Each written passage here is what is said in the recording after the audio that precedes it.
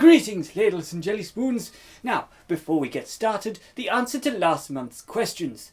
Question 1 was complete the title of the following horror films. The first was Creature from the Black. And of course the answer was Lagoon, and not Pool Pleasure Beach, as a certain Connor Ramsden of Scarborough suggested. Part 2 of the horror movie question was The Cabinet of. Well, of course the answer was Dr. Caligari, and not, as one of you suggested, Boris Johnson. But nice try all the same, Mr. M.A. Gove of Aberdeen, Scotland. And finally, the classic film title was Gone with the Wind, and not Cricket Club Money, Mr. 237 of West Bridgford.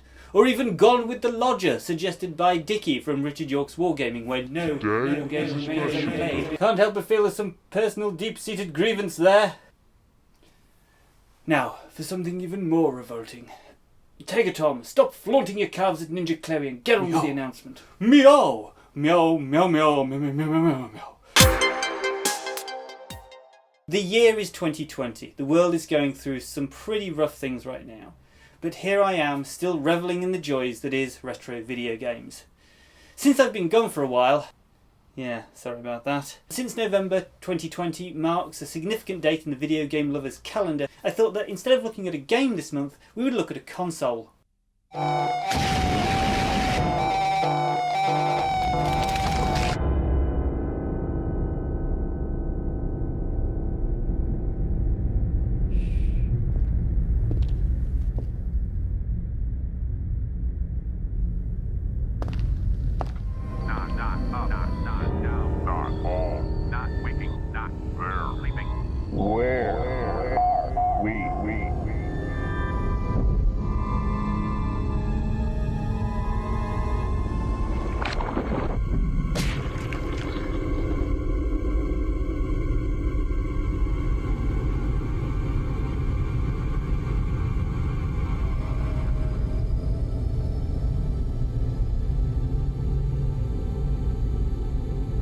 Welcome to the third place.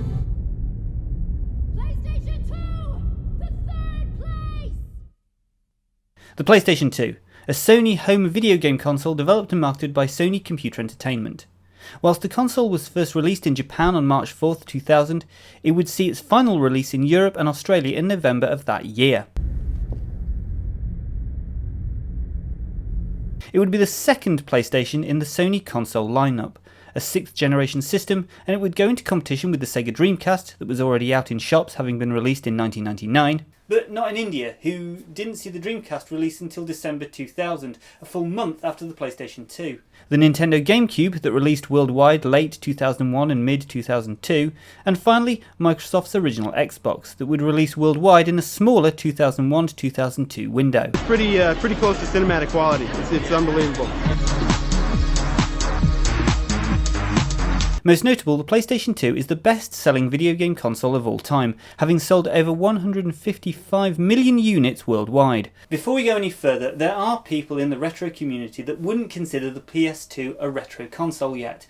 I know the age of a game/games console is a highly talked about topic as to whether it can be considered retro. Should we count it from the date the game/console came out, or when it was discontinued/out of print? Personally, I'm on the fence. I certainly wouldn't say that the PlayStation 2 is retro yet, because the last game that came out for it is only 8 years old in 2020. That depends on the market. In Asia, it was the Seekers of Adulin expansion for Final Fantasy XI, launching on March the 27th, 2013. In South America, it was FIFA 14, which released on the 24th of September 2013, and in North America and Europe, it was Pro Evolution Soccer 2014, launching just 1 week before the PS4 on the 8th of November. This then was the last PlayStation 2 game ever released. But it's definitely not the new hotness anymore, or even the new hotness's older family member. It's rocketing into the video game archive vault as time thunders on. I know there are video game fans out there that will have never played on one outside of a retro booth at a trade show/convention. But since this series is all about celebrating the 20th anniversary of all things video game related, and since I was a bit miffed that I missed the Dreamcast 20th anniversary together with my PlayStation bias, let's continue looking at the Sony PlayStation 2.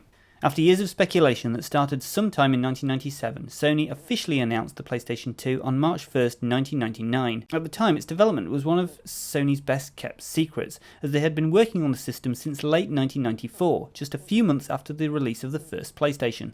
The PlayStation 2, or PS2 as it's often shortened to, offered a built-in DVD player, internet connectivity, and most importantly, backwards compatibility for all of Sony PlayStation's software, as well as for its predecessor's DualShock controller. One has nice graphics, you got the people on the sideline chilling, you see them drinking their Gatorade while they're playing, and how can you get any realer?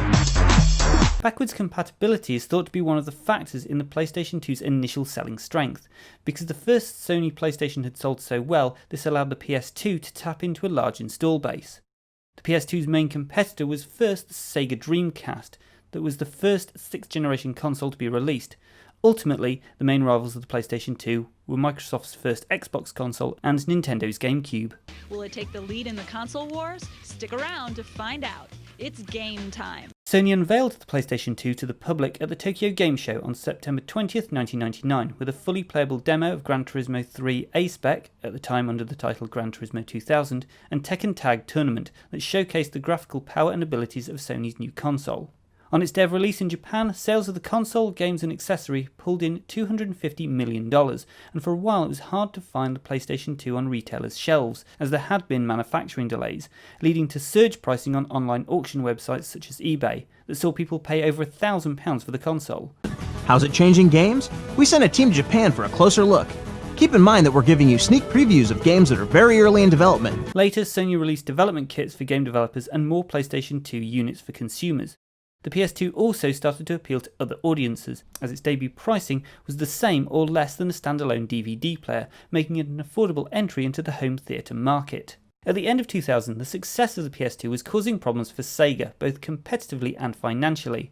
This was due in part to Sega deciding to continually throw money at the Sega Saturn, that was the first PlayStation's main competition. So Sega announced the discontinuation of the Dreamcast in March 2000, just 18 months after its launch in North America and Europe. This made the PlayStation 2 the only 6th generation console for over 6 months, before its first main rival, the Nintendo GameCube, would show up in shops. Shortly after, Microsoft's original Xbox was on shelves, and many predicted a close three-way battle for console dominance among the three consoles. The Xbox was the most advanced in terms of hardware, the GameCube was the least expensive, and Nintendo had amended its company policy to entice third-party developers over to the platform. The PS2 had the weakest specifications of all three. Yes, it had a head start due to its install base plus strong development commitment, not to mention the built-in DVD player that the Xbox also boasted. However, it required an adapter. But the PlayStation 2's initial games lineup was considered mediocre at best. Until late 2001, Sony had secured some exclusives for highly anticipated games, such as the Grand Theft Auto series and Metal Gear Solid 2 Sons of Liberty. This maintained the PS2's sales momentum and held off its rivals. Over its lifetime, over 3,800 game titles have been released for the PS2. You're an efficient killer. I like that in a man. In 2002, Sony cut the price of the PlayStation 2 by $100 in the US, making it the same price as the GameCube. It had planned to cut the price in Japan as well, but waited and eventually cut the price twice in 2003. Then globally, Sony cut the price of the PS2 again in 2006 in anticipation for the PlayStation 3. Working with Toshiba, PlayStation 2 was powered by all new technology. Whilst the PS2 did have online capabilities, Sony placed little emphasis on online gaming during its first few years, unlike the Sega Dreamcast that had very much pushed it as a feature. Initially, Dreamcast owners will only be able to use the Dreamcast network for chatting, message boards, and previews. That mindset changed with the release of the Xbox and the release of Xbox Live. Welcome to Xbox Live. I'm Matt, but you're gonna know me online as Dark Master. I'm here to tell you all about Xbox Live. The PlayStation Network adapter was released in late 2002. Sony also advertised it heavily, and its online model had the support of Electronic Arts, who didn't release any online titles on Xbox until 2004. Playing games. So really, Xbox Live is a whole new ballgame. Come 2004, people were already talking about the next console generation, and we started seeing the PlayStation 2 enter its golden years. Stores quickly. In time for the release of Grand Theft Auto San Andreas, Sony unveiled a newer, slimmer PS2 that would be the final two models of the base PS2 to be released. the SPCH-700XX-9000X, and the SPCH-3000X-500XX, if you're a nerd and you want to know. Whilst they had a bumpy release across the globe due to several issues, including Sony reportedly underestimating demand, resulting in a shortage in more than 1,700 stores in North America on the day before Christmas, a Russian oil tanker became stuck in the Suez Canal, blocking a ship from China carrying PlayStation 2s bound for the UK, and more manufacturing issues. The final base model of the PS2 still saw sales of more than 70,000 units.